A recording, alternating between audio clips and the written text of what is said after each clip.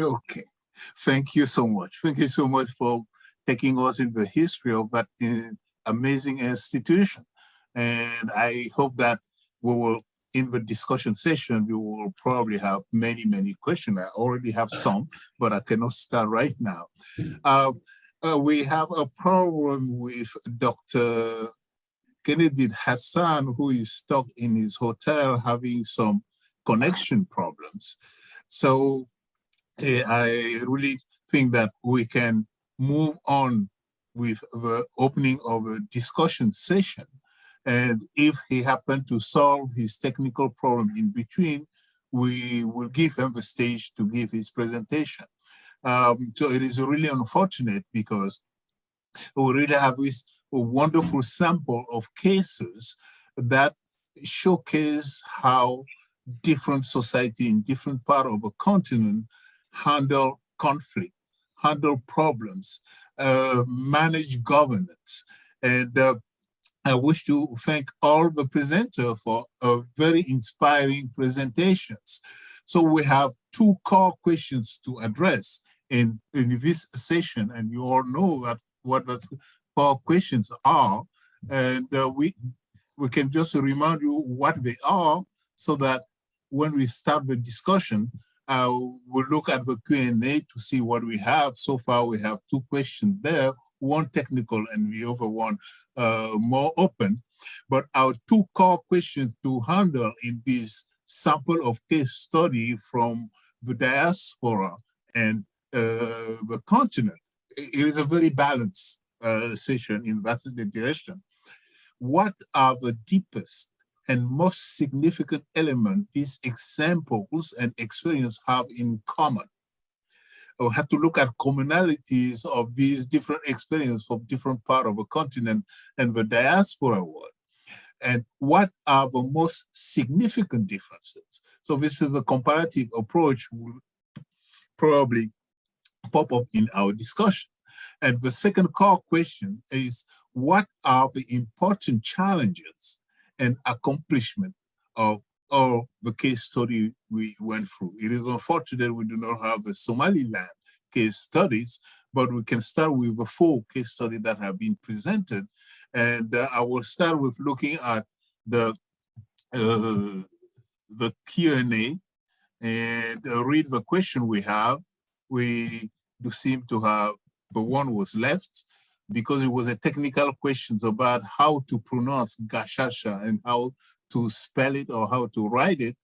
But we have a more elaborate questions from Mr. Edwin Kiama for Professor David Sebudubu. So he says, thank you for your very informative presentation on Botswana. My question is, you say there were powerful chiefs before independence, and the new independence government clipped their power. Did the powerful chief-based governance system exist before the arrival of colonialists, or was it created by colonialists to help them govern? So Professor Sebudu, can you start answering that question? And then we will ask questions we will now, among ourselves, start asking questions to all the presenters. Is David there? Thank you very much, Augustine, and thank you, Edwin, for that interesting question. You know, in terms of the power, the chiefs in Botswana continue to enjoy some power, to the extent that if a chief of a particular area were to resign and stand for elections, actually, as it has happened in a number of cases, they always win elections. But what has basically happened is that their powers were reduced. They were not completely taken out. They still remain powerful to some extent. But back to your question, the system, it exists. It was there during the pre-colonial era. So it was not created by the colonialists. So in short, it was there before. So these chiefs were there because we had different states existing in different parts of the protectorate before the arrival of the colonialists. So the system there of our powerful chief system, it was there before the colonialists, in short. Okay, thank you very much. I mean, I can build on that to ask you directly a simple question about these chiefs. Let's say in contemporary Botswana, how are the chiefs appointed? Are they elected, or are they succession through family lines? How are the chiefs selected in Botswana system today? We have two types of chiefs. In fact, let me start by giving the context. Say that initially, the Constitution recognized 8 major tribes, okay, who were mainly Tswana speaking initially, but as the other chiefs and other community areas complained about that section, it was ultimately repealed and removed from the Constitution. But the chiefs in those areas and the areas that fall under those sub-districts, they are they inherit. But the chiefs in the other areas, they are voted. So there are two types of chiefs: those who are voted into from the minority groups, and those who are born chiefs. So there are two sets of chiefs that we can talk about in Botswana. So we have two houses which make parliament. We have the house whereby the members are elected by the people, and the House of Chiefs. Its main role is mainly advisory. The members from the so-called major tribes, their chiefs automatically gain entry into the House of Chiefs. But still, the other chiefs are elected into the House of Chiefs. So you can see that there is an element of disparity there, inequity in terms of representation into the House of Chiefs. So when that section that I made reference to, which made other chiefs major, was repealed, there was a referendum which led to the expansion of the size of the House of Chiefs.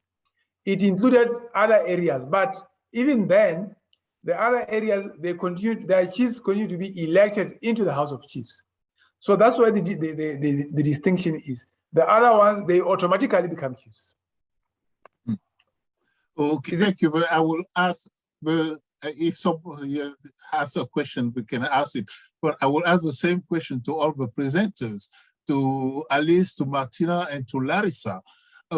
How is the system of appointment of officials in the respective system? Alice has presented quite well how officials of Gachacha Court are generally appointed. It would be interesting to know for the Quilombos, for instance, how are position of power filled locally? How do they manage to pick the officials? And the same questions to Martina about the Maroon system. And this is one of the comparative approach we can really enter through that way and to look how there are similarities and differences in all these different governance systems. So Larissa, you can take on from that. Merci pour les questions. Bon, je continue en français là. Oui, oui, bien sûr.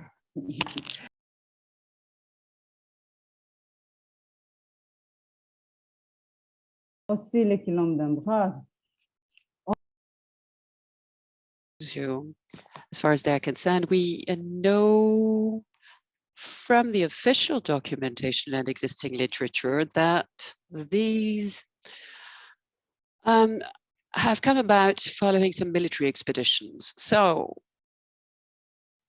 there is no sort of sufficiently precise description of exactly what the interaction between people or the relation between the elected members, kings or chiefs, whoever, came about. Because some of these appellations may not match the actual reality. Say, king, as it is used in Portuguese or in Latin, may not be such a grand function as we could expect. And then we know also, for example, that a specific king called Zumbas, who came from the Vila Real called Macaco. And in other cases, the comes from Sucupira, they tended to co-opt by brotherhood. In fact, men who were brothers would be rulers. And we also know from another source that there were 9 of them. So basically, there tends to be a family dynasty in this case, or we can deduce at least that such a thing must have existed. Now, what else comes to my mind in terms of African governance example?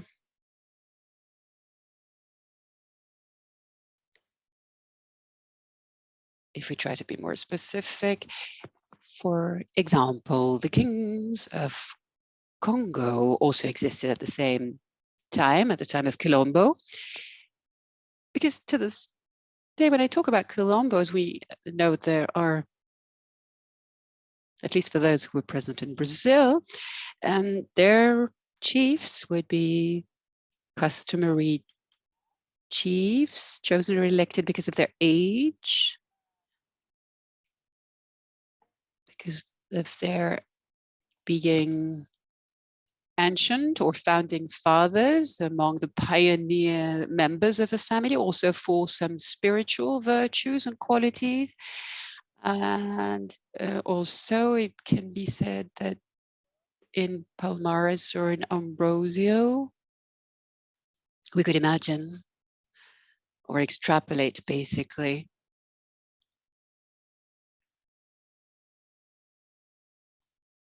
that they currently witnessed habits go back a long time, basically. But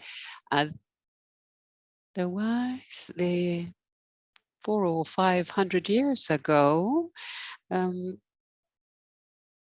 some brotherhoods and communities kept a certain amount of written documents, say the Brotherhood of the Rosary members, and that shows that the leaders were elected by,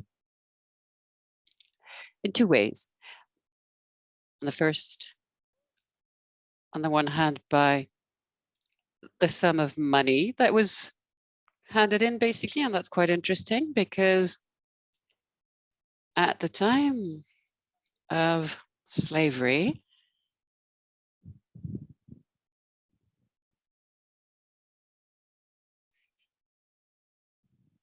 there were clear regulations for seizing slaves and also regulating the amount of money that could be seized and how it should be distributed, basically. So this brotherhood basically exploited the slaves' dowries without it being a crime because it had been clearly legitimized. So to summarize and go back to the election mode, so there was this aspect of thing, and another aspect more related to their spiritual negotiation skills, their aptitude to interact with the supernatural powers. OK, c'est bon? Oui, c'est bon. Merci. OK, c'est parfait. Nous avons, Alice, do you want to add something about the selection of officials very briefly? Because we have to give a microphone to one of the members of Dr. Sumunu who want to say something. Well, very briefly, as I said, it was by election at the community level and without campaign. So members of the community could designate somebody of the community that they believe had integrity and could deal with the conflict.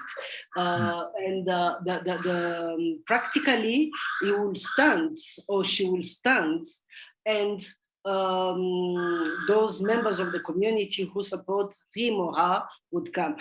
Perhaps the novelty of Gacaca is that the law establishing the Inhiko Gacaca provided for an encouragement for women to be designated, which was not the case. One of the novelty of the thing. So I think I'll stop there. Thank you. Oh, thank you so much.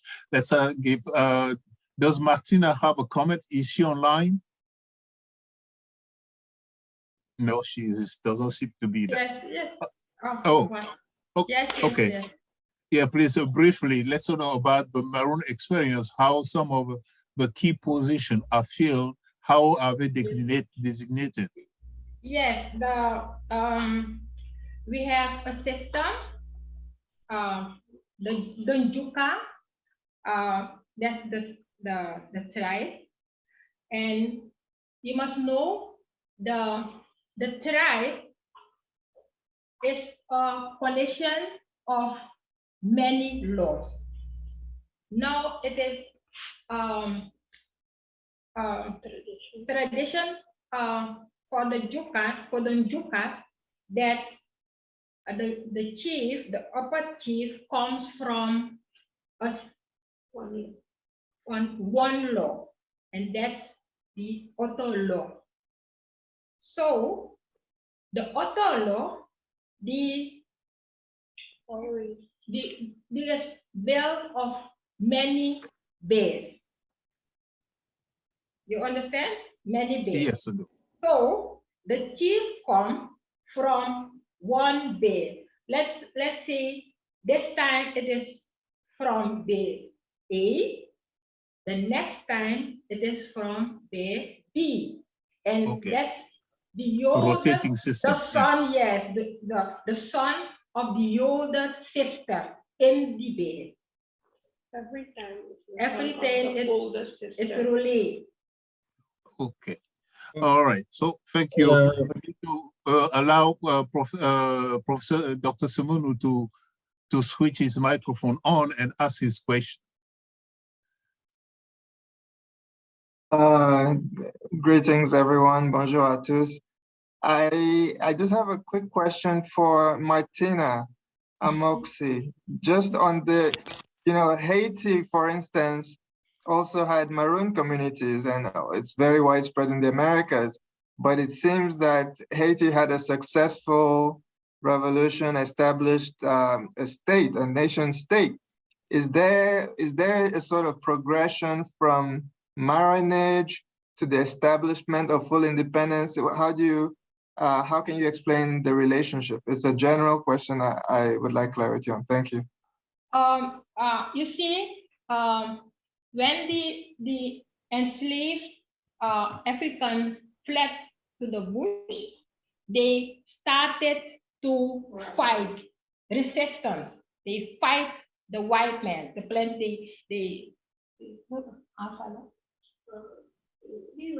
Okay. They rebelled. they went to the plantations. They took what they needed, and so they frustrated the whites. So the whites sent troops to fight them. It doesn't got any success. So they started with treaties, peace treaties, and after that, one of the conclusion of the treaties was that they were free. The Maroons were free. After that, they built their society. But you had resistance, and so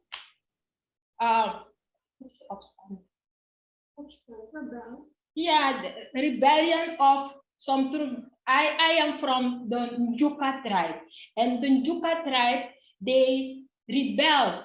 The people of the Njuka tribe rebelled from 6 plantations So they were fighting the colonial government couldn't do anything. It was the tempatic obstant, we call it. At some point, they took over six. Yes, at some point they took over 6 plantations. Because history teaches us that when we learn history, it looked like our people didn't rebel. They undergo everything as the white man wanted. But in Suriname, I tell you, they rebelled. Maybe you don't read it in history books, but the tribe I come from, they were very rebellious. Rebellious, yes. Yes. Okay. And, All right. and Thank you so much. because Thank of you. them, the peace treaty started.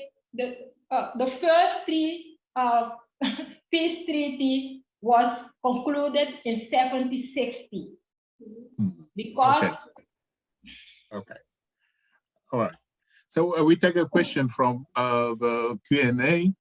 Second question by Mrs. Rose Kobe from Cameroon. It is in French. I read it for Dr. Alice Karakezi. I suppose your French is excellent, so I can just read it for you.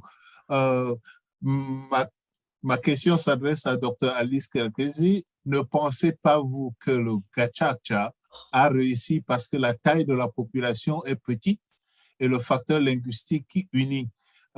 Comment on peut appliquer une sortie de crise en Éthiopie qui est plus grande? You need a translation. We have the translation, but I can translate it for you very quickly. Oh, merci beaucoup, Madame Rose Kebou. Ok, c'est parfait. Je vois que je peux lire votre réponse. You are right. I think that I alluded to it. Clearly, I always say that Rwanda is a dot on the map. It is a very small country.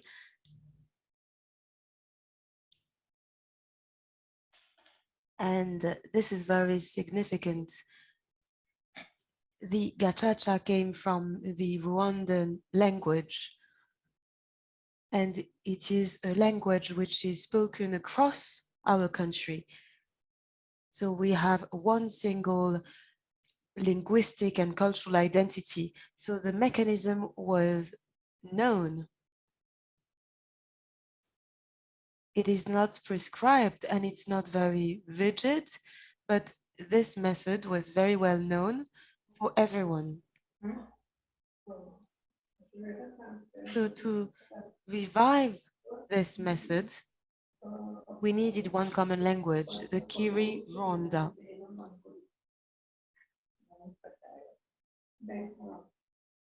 And we used the Rwandan language. So witnesses didn't have problems to give their testimony. I won't talk about transferability, but I think that in all communities, in all societies, we have traces which relatively survived to the cultural turning point, including colonization, and we can put them into perspective and revive such traditions. I don't think that the gachacha can be transposed in another society, but I am quite confident, and I think that when we mobilize what people experienced, are aware of, and have done, we can reinvigorate these kind of governance systems. We can do it everywhere, but we need to look into the specific context. And one last thing, maybe, sometimes I read that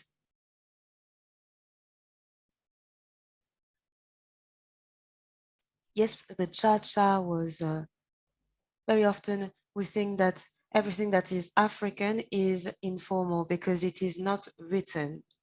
And this is a trap.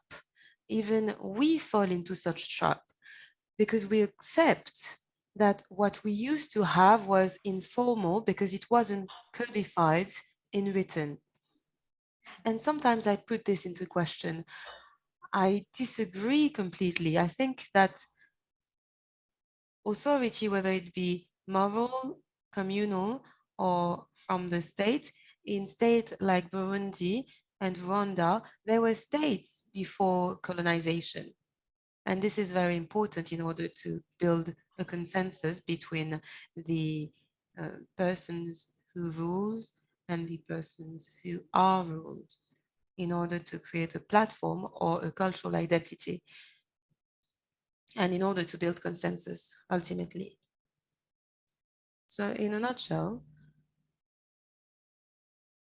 I do not think that there is a panacea. I don't think that there is a universal system, but I think that African peoples are clever and they can see the similarities, the things that have helped them to move forward, and they can adjust in order to resolve their conflict. We should know no borders. We should understand that we have no boundaries. Think about all the experiences behind us. It's much more significant than what we are experiencing today. So people in the past have experienced problems, and we need to look into that and adjust in order to solve our issues. I hope that I could answer the question. And that it... Oui, je vais passer la parole à Ali Moussa qui a posé une question au professeur David. Asked a question. Please, Ali, over to you. The informal system compared to the written and formal system. Yes, this is, Alice, a very important, I mean, deconstruction that we have to make in our own research, because we continue to assimilate non-written things to informality and tradition and all that. When I studied the hair, what I discovered is that historically, those who, the founder of the hair used to be people who know how to write and to read. Mainly it was in Arabic, because Zeila, one of the cities which is central, was a great university where we have a lot of scholars. So those people, the way they managed, we had the impression that, I mean, from historical record, that they used to know the Arab legal system. They didn't write the hair in written. And I suspect, and this is my hypothesis, because they want to keep it oral, because that use the poetry, they wanted to conserve it in the language and in the poetry so that it became a really transmissible democratic system. And because of what happened in these cities with authoritarian rules, they didn't want to replicate the same error. So it was a choice to keep it in the orality instead of writing, to make the system flexible, transformable, and all that, and to facilitate the interiorization of the law through the poetry and all the legend and saying and all this literature. So that's one point. And I just want to react to that. The second, yes, the question I want to ask to David is, David, you have said that this traditional system of chiefdom or kingdom was not purely democratic. I'm using your own word. So, and because what do you mean by they were not purely democratic before the colonialization and the post-colonial situation? I mean, that means do that mean that the process of their designation was not democratic, or the way that the chief has been selected was not democratic? And do you think that it is because they have this weakness of not being perhaps completely democratic, has become a weakness in the new context of post-colonial, and perhaps is the reason where they accepted to lose power and to accept a kind of symbolic representation at the different houses. This is my question. I don't know if I was clear, but I think I see a contradiction, and I would like to have your view on that. Sorry, Ali, would you like to come again on that question? My question was that you said that the traditional system was not that purely democratic, and now they are in a new context of a democratic country in Botswana, and perhaps that may explain why they accepted to lose some power in the new setting, in the new context. Okay. Could I respond? Yes, please. Okay, thank you for your question. The reason why I'm saying that the system is not democratic is in the sense that if you see the way the system works, it is such that decisions are made by the chief and his immediate advisors. Okay? The rest of the community, they don't really participate because they just come to endorse a decision that has already been made by the chief and his advisors.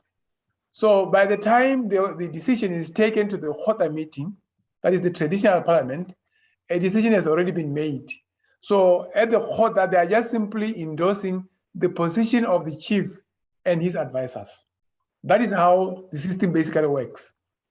So it gives them, so even when the participation is allowed at the Khota, it's not everyone who's allowed to speak. You'll find that the people who are allowed to speak is those who have already decided on the position that is going to be taken, who happen to be the advisors. So that's how the system, even today, to some extent, it works along those lines. So that the chief and his immediate advisors would have met and taken a position. So by the time they take it to the Khota, the very people who were part of the initial decision or position are the ones who are allowed to speak because you're expected to raise a hand. And the person who's presiding over will point first to the advisors. And once the advisors have spoken, everybody else is expected to follow. Because in terms of our Tswana culture and tradition and customs, you are not supposed to challenge the authority, because if you challenge those in authority, you are considered to be someone who is, I'm running out of power, just a second. You are considered to be someone who is not properly raised and cultured. So in terms of the culture, the expectation is that you must always endorse a decision of the elders. So that's how the system works. So that even today, if the Khota is being presided over by a chief, and then there's a minister, you are not expected to offer an opposing position to what the minister is proposing. The moment you do that, you will be rejected by the community. You see, that's how the system basically functions. Okay. All right. Yeah, I wish to make just a comment here about what I call a fallacy or the trap, because we're making a kind of, that was the old definition of difference between prehistory and history, with writing is the boundary between prehistory and history. I just want to say that a human history is longer without writing than with writing. And there was extremely elaborate societies before the emergence of writing. And when writing started in Sumer, in Mesopotamia and Egypt, it was for religious purposes or for accounting purposes. It became an instrument of administration much later. So writing is not part of a governance of society per se. It is a collateral. Writing was co-opted in the management of human political system. We have all the political system going as far back as we can go back in time. So we don't have to be trapped in this kind of fallacy. Now we are in a literate society and we use this because it is part of us, but it is not part of human nature per se. That's the comment I wanted to say. So if anyone have a new question, there are two participants who raised their hands. How does it work, those who raise their hands? I need some technical assistance here. We can give them the podium to ask the questions because they are not in Q&A, so I can access it. Need some technical support to have those who have raised their hand frame their questions or send it or something like that. Hello, Help is on the way. Mr. Ibrahim, you want to ask a question? Yes, please, go ahead. Oui, merci beaucoup. J'ai du mal à... Thank you very much. I find it hard to send my questions on the Q&A. Maybe it's because I'm not tech savvy, and this is why I prefer to raise my hand. I have two questions, but before I would like to react on what you just said, because it's very inspiring. Because when we talk about this deconstruction, we see that there is much to be done. And I'm very happy to hear what you have to say, because for us, when it comes to Vocadra, the system of the Kingdom of Mali, which was codified, we see that there are several forms of writings and many forms of formality. For example, we used to say that our body was our library, and the more we have responsibilities in terms of governance and responsibility, the more we avoid to write, because we think that we shouldn't write. There are many documents that we shouldn't have. For example, we say that the laid down writings is personified according to the body. So the person who comes with a message should not submit a written document. It's one part of a body.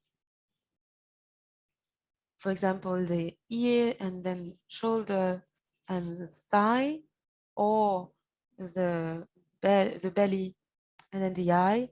This is how we codify a message, because this is a very formal message. It's a very important message, and this is why we keep it very sacred. It's related to the human body. So in this system, the more it is formal, the less we use paper. And this is why I wanted to say this, because I think that it's very, very interesting while talking about what is formal, what is informal, or what is democratic and what's not.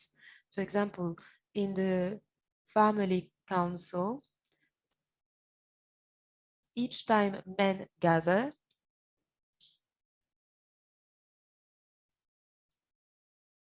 men automatically need to think and give a ruling about women. And each time women gather, in the end, they also need to think and give a ruling about men, because all men need women and vice versa.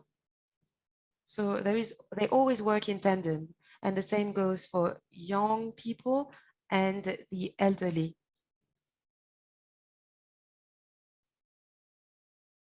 For example, in the council, when there is common ground, what happens is that youngsters do not need to take the floor, because the elderly consulted them throughout the process. And if the issue relates more to youth, then they already consulted the elderly. So this is why when there is a consultation, half the work is already done in the end. And now 2 questions regarding to Martina Ahamsi. I have seen on the picture of the village level that there was something quite inspiring. There were 2 men and 2 women sitting down. And I wanted to understand the symbol. Do we see these 4 people as the entire village? Or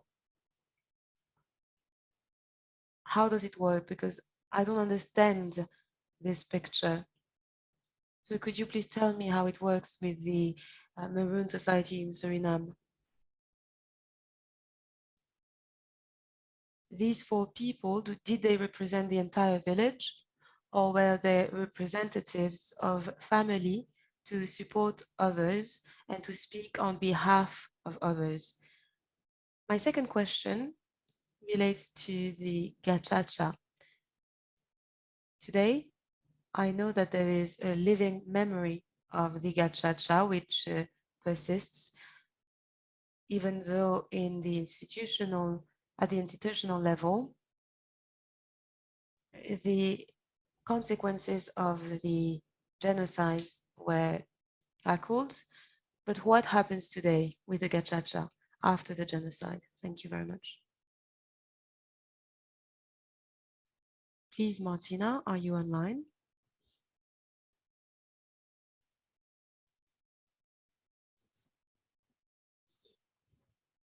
Pour Martina?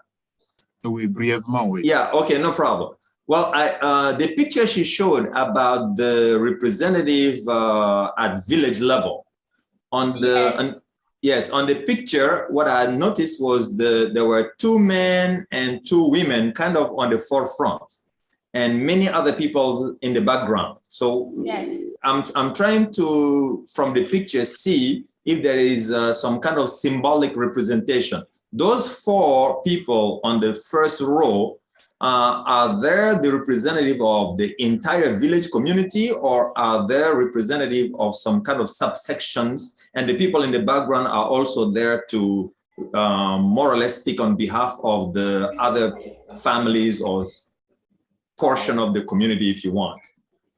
I don't know if it's clear enough. Yes, no, not scary. Okay, thanks. Most of the time, the people who sit in front are the bashas, because you have woman basha and you have man basha, man basha.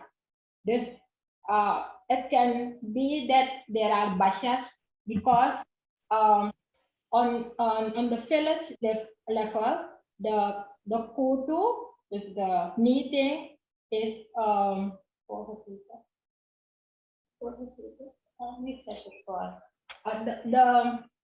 the kabite is in charge. Mm-hmm. You see, and when the basha gave the word to the, you know, like they said you can speak to the kabite directly. You speak to the basha, and the basha, for example, one of the elders come with some issue. Okay. He speaks to the basha speak to the kabite or kabite, then the kabite speak to the basha also, and the basha give it to the people. Okay. But they all sitting there in one meeting. Yeah, it's part of the, I guess, a formal kind of way to share the words. Yes. Yeah, I understand that part. Quickly, sorry. I did hear in the last citations a reference to Jaja. Jaja woman. Yeah, Jaja men and Jaja women in talking of the fighting spirit. Strong. Yes. They are strong, they are heroes. But is this a reference to King Jaja in Dahomey? I don't know, maybe. Okay, thank you. I appreciate it. Thanks. It's the language. It's the language. Okay. All right. Thank you so much.